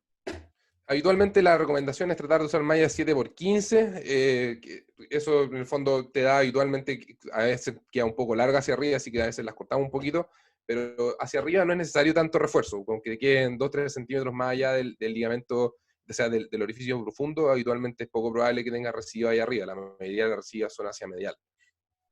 Pablo, ¿me Doctor escuchas? Ratz. Sí, lo escuchamos perfecto. Quería recordar y no olvidar que cuando uno decide hacer una cirugía sin malla, a veces es necesario hacer una incisión de relajación, que es súper buena y en general evita el dolor y la tensión de la reparación. Yo creo que hay que acordarse de eso. Muchas gracias por el comentario. Efectivamente, de acuerdo. Yo tengo muy poca experiencia en eso, así que la verdad he hecho pocas incisiones de relajación en mi vida, pero de todas maneras están descritas en todas las reparaciones sin malla. De acuerdo.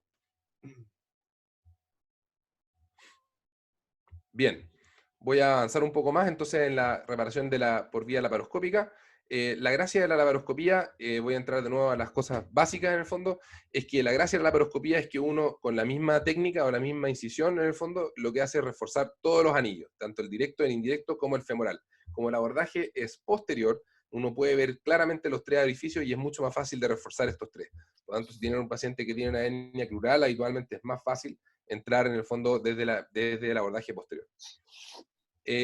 esto es importante de saber porque las primeras técnicas de neoplastía laparoscópica se asociaron a altas tasas de recurrencia, más o menos 20%, y además tenían harto dolor. Entonces, esto es importante porque cuando uno piensa en neoplastía laparoscópica, obviamente la técnica tiene un tiempo de desarrollo, y si uno piensa en los primeros casos, habitualmente no les iba tan bien como está desarrollada la técnica ahora. Entonces, cuando uno revisa un poco la literatura, tiene que tratar de fijarse un poco de que sean grupos que tienen un poco más de experiencia y que sean del último tiempo, porque inicialmente mientras más tackers o mientras más material protésico, más dolor. Hay unos videos, unas fotos ahí clásicas de unos tackers enterrados en los nervios que claramente le van a producir dolor al paciente. Así que habitualmente esto lo que más probable tiene que ver es que tiene que ver con una curva de aprendizaje. O sea, esa es la clave, ¿no? Con la curva, una vez que la curva de aprendizaje se pasa, sabemos que el abordaje laparoscópico es igual de bueno que el abordaje abierto. Incluso ya hay bastante evidencia que dice que tienen menos dolor. Está claro que tienen menos dolor agudo y además también tienen menos dolor crónico. Y aquí pueden ver que en esta es la guía internacional, en que esto tiene 3 puntos de evidencia y habitualmente la recomendación es buena para, en el fondo, tratar de parar la reparación laparoscópica de las hernias inguinales. Este es el último, un metaanálisis reciente de junio del 2019, en que pueden ver que arriba, en el fondo, se ve que la recurrencia de la abierta versus la laparoscópica fue similar, pero en términos de dolor agudo y en dolor crónico, en las dos series, favorece en el fondo la reparación por vía laparoscópica por sobre la reparación abierta. Ahora, obviamente esto no es todo nada, ya hay casos y casos en los que uno tiene que decidir si es que lo va a hacer por vía abierta o por vía laparoscópica. Quizás si es que esto depende harto de las habilidades, si uno es un esquiador experto probablemente puede en el fondo resolver prácticamente cualquier hernia por vía laparoscópica. De hecho, esa hernia grande que les mostré al principio se resolvió por vía laparoscópica o híbrida para resecar el saco, pero la ventaja ahí es que la hernia laparoscópica uno puede poner una malla más grande, entonces en general los más expertos tienden a tratar de hacerlo por vía laparoscópica si es que pueden para poner la malla. Pero probablemente Pablo, aquí, ¿sí? es una comparación compleja porque las técnicas laparoscópicas que se comparan son todas posteriores y se comparan muchas veces con técnicas anteriores y tremendamente heterogéneos los grupos. De tal manera que yo nunca he visto un trabajo bueno donde se comparen técnicas posteriores por vía laparoscópica y abierta, porque finalmente se comparan en el fondo peras con manzanas y esa es una de las grandes dificultades al analizar los resultados en términos de dolor, morbilidad y otras cosas. Así que hasta ahora las comparaciones entre abierta y laparoscópica han sido difíciles, porque se comparan peras con manzanas. Completamente de acuerdo, y de hecho en los últimos 2 años hay un poco más de trabajos que han tratado de comparar la técnica posterior abierta contra la técnica laparoscópica, y hay Así es, menos diferencias que con exacto. que por vía, digamos, anterior. O sea, por vía anterior probablemente la relación con los nervios es mucho más importante y el dolor es mucho mayor. Si uno lo hace por vía posterior, habitualmente queda un poco más lejos de eso, y en general los protege un poco más, y yo creo que probablemente ahí está la ventaja. Ahora, probablemente hacer una reparación posterior es más difícil hacerla por vía abierta que por vía laparoscópica, por lo menos para mi gusto. Pero creo que al final del día uno tiene que decidir seleccionar bien los pacientes. Probablemente los pacientes que tienen una hernia inguinoscrotal gigante no es un buen paciente por lo menos para partir o para hacer por vía laparoscópica. Lo mismo las hernias complicadas, o que están estranguladas, o con que haya que hacer resección intestinal, no es el mejor manejo hacerlo por vía laparoscópica. Si tienen neoplastía laparoscópica previa, hacer una relaparoscopía se puede, pero también es un poco más complejo. Lo mismo si tienen cirugías prostáticas o radiación, o en pacientes muy frágiles que en verdad uno lo quiere hacer una anestesia local cortita, hacer repararle la hernia y sacar al viejito lo antes posible del pabellón. En general, tampoco es buena idea la anestesia general de hacerlo por vía laparoscópica. Pero hay pacientes que se benefician ya significativamente, como los pacientes que tienen hernias bilaterales. Sabemos que es mejor por vía laparoscópica, menos incisiones, menos dolor. Las hernias crurales, ya sea es más fácil abordarlas por vía laparoscópica para poder verlas, por lo tanto hoy día hay bastante recomendación de que en las mujeres se hagan por vía laparoscópica, principalmente por la alta incidencia de hernia crural. En las mujeres la mayoría de las hernias recidivadas no son reales recidivadas, sino que son hernias crurales que se pasaron. Entonces en general la recomendación es hacerlos por laparoscopía. Lo mismo que los hombres jóvenes sintomáticos, habitualmente pacientes que tienen mucho dolor y jóvenes habitualmente van a tener más dolor si es que uno lo opera abierto, así que la recomendación también es hacerlo por vía laparoscópica. Tipos, hay 2 grandes tipos, TAP, TEP. Yo no voy a profundizar mucho en esto para no alargarnos demasiado, pero básicamente TAP consiste en meterse al abdomen y bajar el flap para poder acceder a la pared posterior.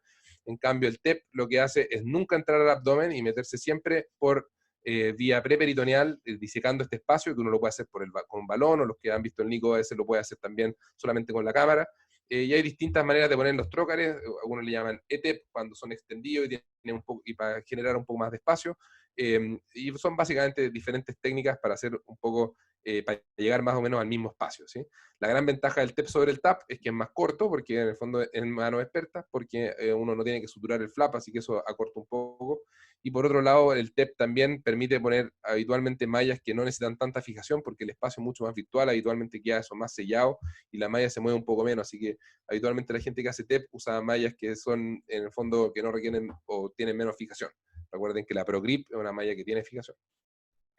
TAP versus TEP, no me voy a alargar acá, pero básicamente en manos de personas que saben, básicamente son más o menos parecidas.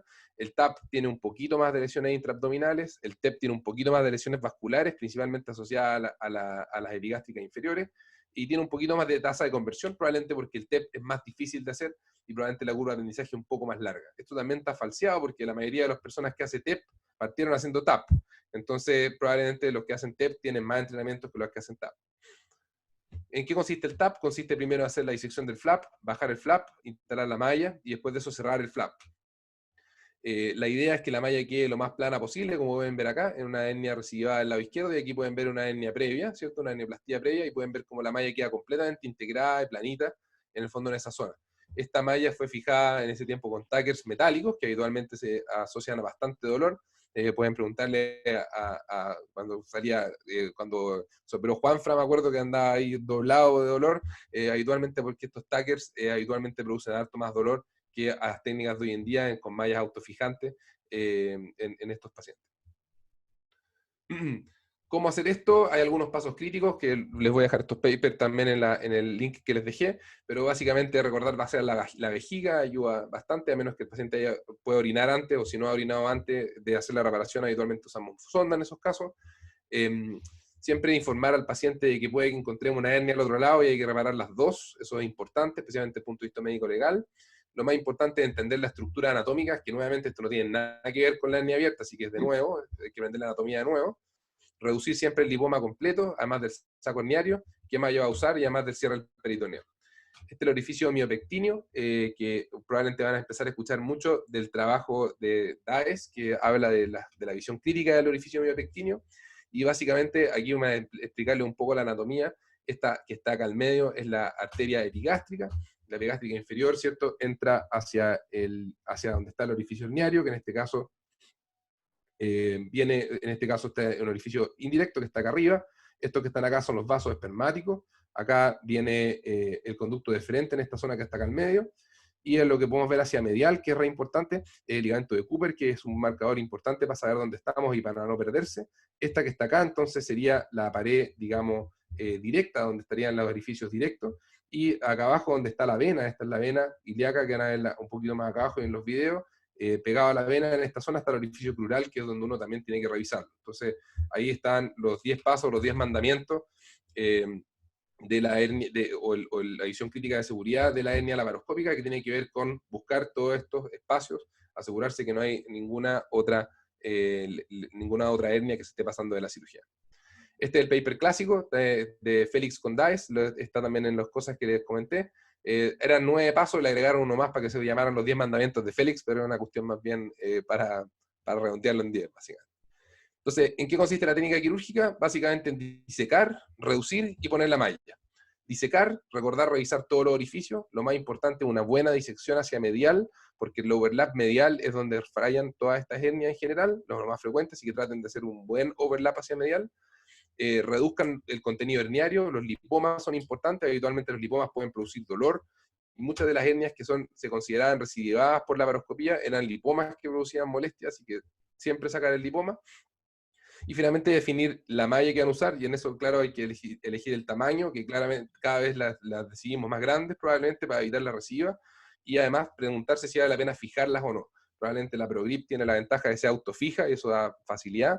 Hay otras maneras de fijarlo, como vamos a verlo un poco más adelante, pero habitualmente hoy día los tackers no se recomiendan por harto dolor.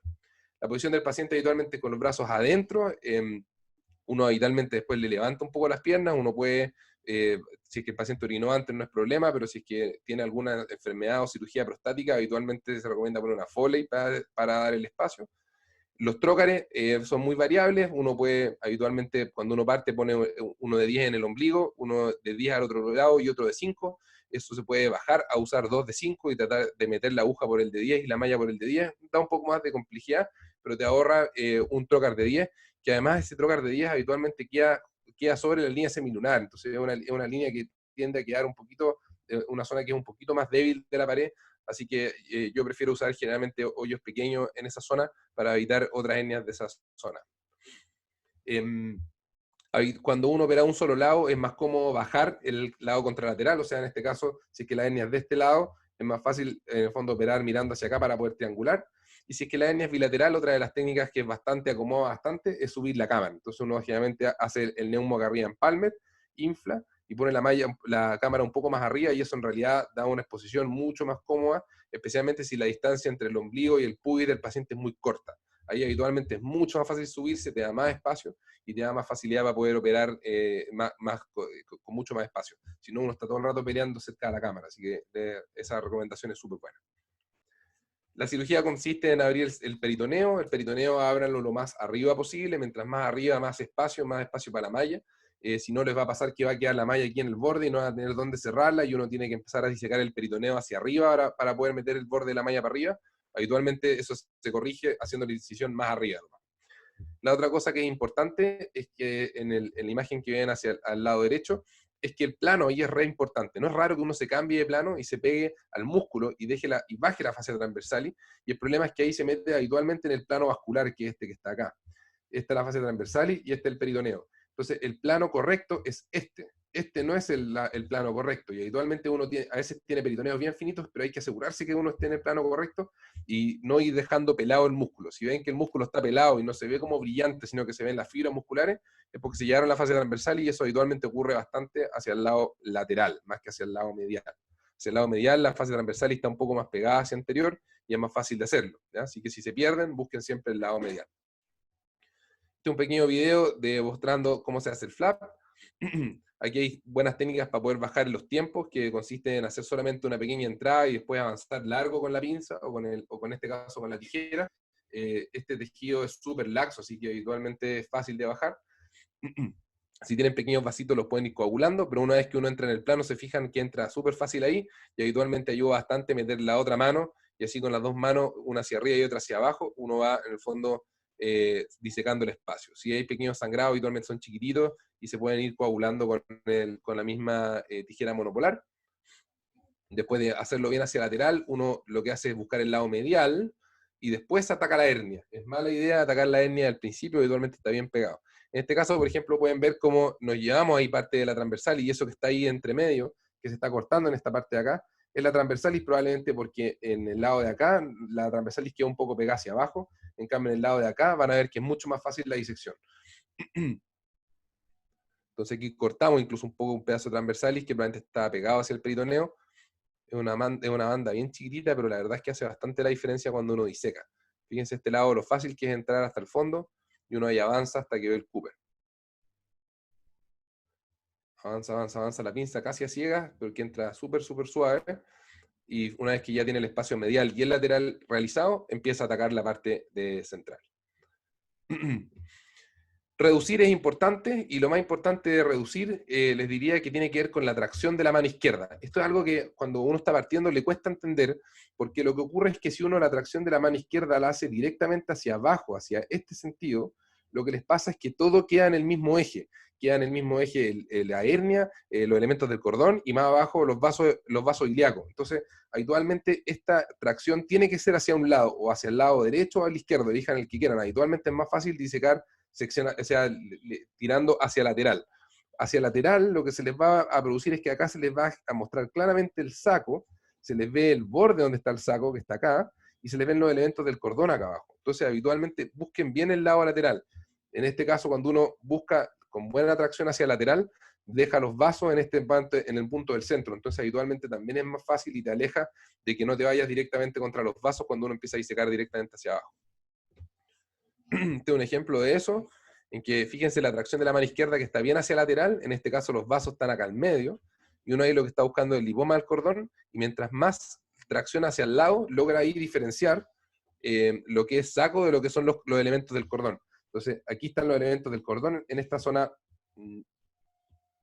de acá están los elementos del cordón, acá, y todo esto que está acá es hernia y saco, entonces uno tiene que tratar de buscar en dónde se separan estas dos cosas. Y habitualmente ahí, como dice Quesada, lo blanquito es tu amigo, si le ven lo blanquito, eso es generalmente el borde del saco, y ese es el lugar de disección.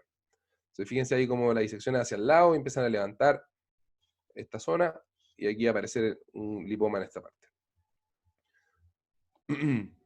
Esta es otra disección que ocurre lo mismo, fíjense la mano del lado izquierdo, o sea, esta es otra disección que es la parte lateral, habitualmente en esta zona uno trata de llegar hasta el psoas, ahí incluso se alcanzan a ver los nerviecitos ahí, no hay que pelarlos tampoco para que no queden en contacto con la malla, cuando uno tiene una buena disección hacia lateral, ya sabe que la malla más o menos va a entrar bien, y ahí empieza a disecar la parte de la hernia hacia central. Ojo también, como les decía, este video es para mostrarles lo cerca que están los vasos ilíacos, si uno no usa una buena tracción de la mano izquierda hacia un lado, habitualmente lo que encuentra es que deja la hernia en el mismo sentido que los vasos ilíacos, fíjense abajo cómo está la arteria y la vena ahí mismo, bastante cerca, y son fáciles de lesionar, así que habitualmente usen bien la mano izquierda para traccionar hacia un lado, eso ayuda bastante en estos casos. Aquí nuevamente lo mismo, cuando uno baja toda la hernia y baja todo el flap, va a finalmente ver el borde del peritoneo acá, y eso significa que uno parietalizó todos los elementos del cordón, significa que el cordón quedó bastante libre, y eso es un poco lo que les quería mostrar acá. Estos son zonas bastante tirantes, pero ahí se puede ver, se fijan, clarito se ve el puntito blanco que está ahí.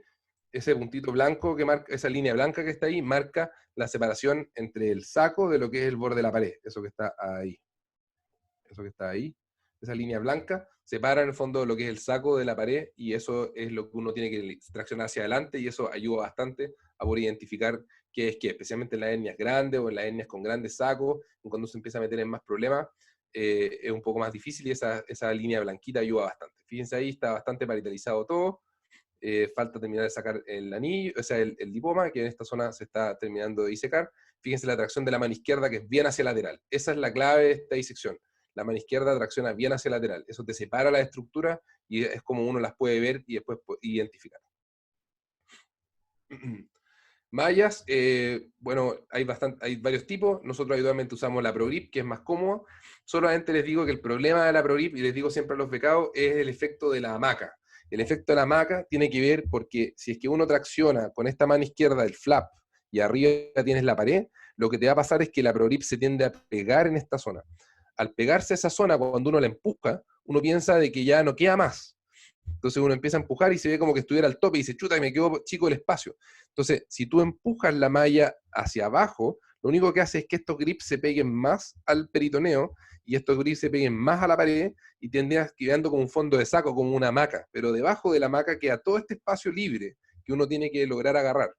Entonces, para hacer eso, lo que hay que hacer es levantar la malla, levantarla hacia arriba, y empujarla para lograr ver y poder empujarla hasta el fondo. Y eso te diría que es lo más difícil de entender de la ProGrip, porque uno empieza a pelear y empujarla, y si uno la empuja, lo único que hace es pegar los grips. La malla ProGrip se reposiciona levantándola y reponiéndola.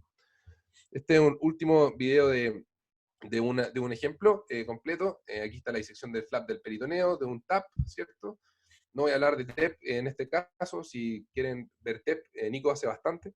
Y ahí pueden aprender. Habitualmente, si es que uno no sabe, si uno no está en un centro donde se hace puro TEP, en general es más fácil aprender TAP, mucho más fácil. Así que les recomiendo que aprendan TAP primero. Si después de aprender TAP les gusta más TEP, se pueden cambiar. En realidad es bastante más corta la curva de aprendizaje desde el TAP al TEP que de puro al TEP. Fíjense ahí la mano izquierda como entra, y al tiro se ve el fondo del Cooper, duro, blanco. Ahí está el ligamento de Cooper, y eso ya es tu primer marcador. Entonces disecaste bien hacia medial, siempre bien hacia medial y siempre pegado hacia la pared, esa es la clave. Y una vez que ya tienes el espacio lateral y el medial hecho, atacas la hernia, y habitualmente es mucho más fácil, mucho más simple. Otro tip que hay en esta zona que está acá es cuando saber que el paciente tiene un lipoma, y habitualmente para descartar el lipoma es que se tiene que ver aquí en el borde la banda atrás. Si es que no se ve la banda blanca detrás, es porque lo más probable es que hay un lipoma aquí metido, que esté metido hacia la hernia, hacia allá, y eso es lo que lo esté tapando.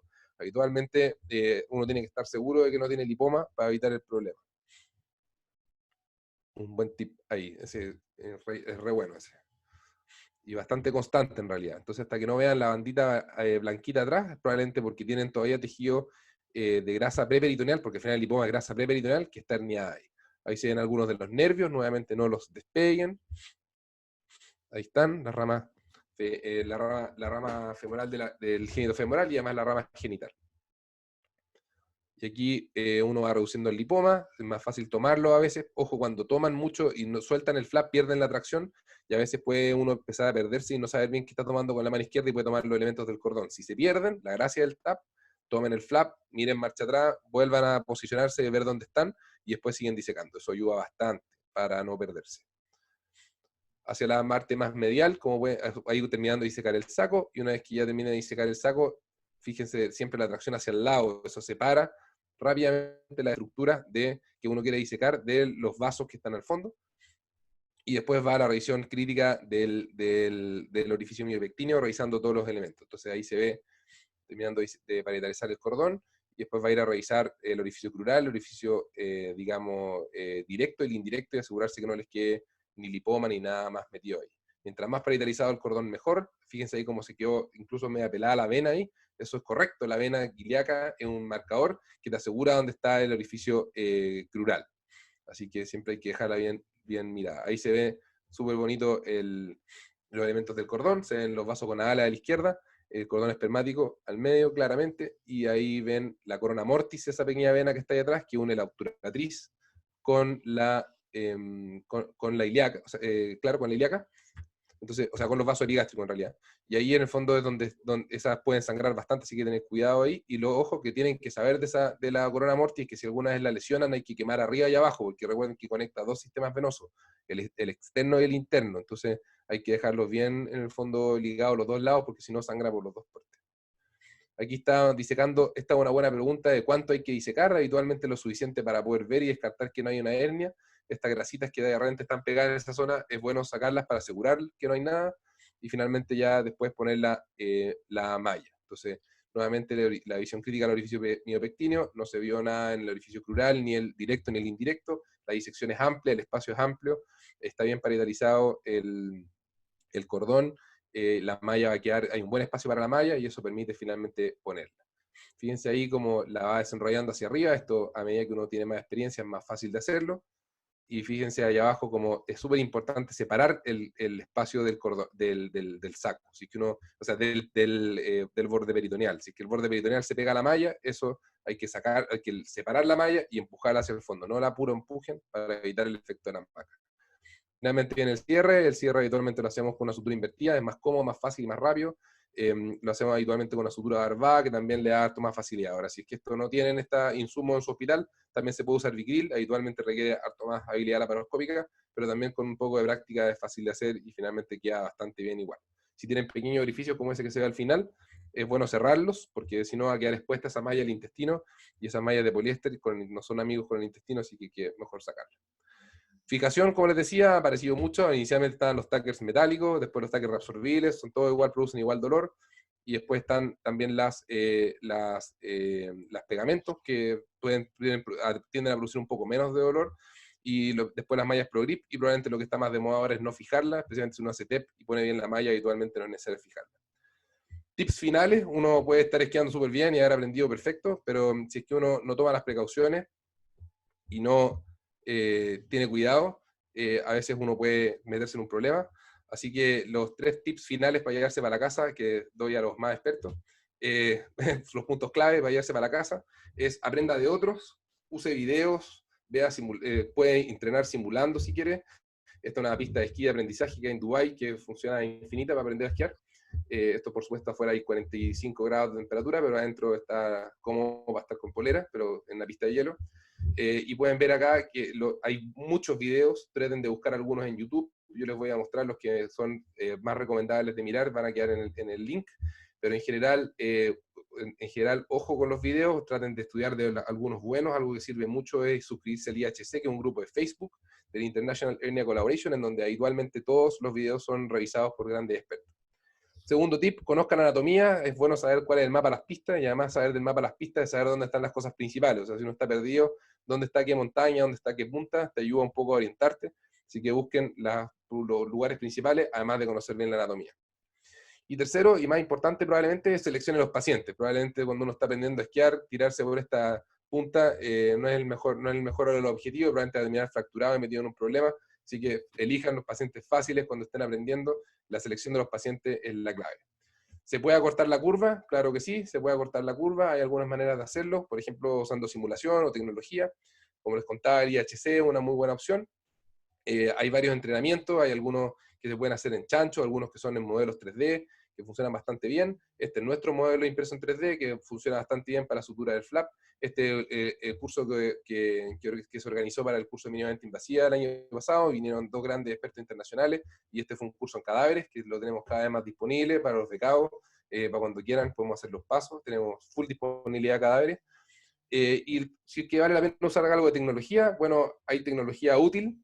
El robot probablemente es lo que tiene más impacto, el robot es caro, pero ¿qué significa operar con el robot? Es como esquiar en moto de nieve, ¿ya? Es así de fácil y simple, o sea, uno se sube arriba de la moto tiene un botón de prender y apagar, y tiene un botón que acelera y desacelera. Además aquí pueden ver, había menos 32 grados, y ven a la Ignacia, mi señora, feliz de la vida ahí, porque la moto además te calienta los bordes de los mangos, calienta el asiento, los pies van metidos adentro de unos calentadores especiales, entonces ahí con 32 grados uno va muerto de la risa. El robot es lo mismo, cómodo, fácil, más tranquilo, pero obviamente más caro. Aquí pueden ver que es mucho más fácil, incluso esta es la misma Ignacia sentada por primera vez en un DaVinci Xi, que es uno de los últimos modelos de robot, haciendo suturas, y creo que a los 2-3 minutos ya estaba suturando muerta la risa, así que claramente el robot acorta las curvas de aprendizaje, claramente es más fácil operar en esto, pero obviamente va asociado a un costo. Preguntas.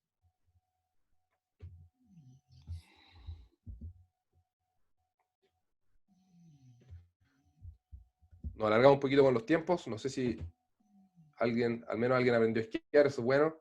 El robot para la UC, nos habían dicho abril, ahora se corrió para septiembre, y dado la pandemia y el estallido social, no sé, probablemente 2035, creo. Doctor Quesada, no sé, probablemente antes.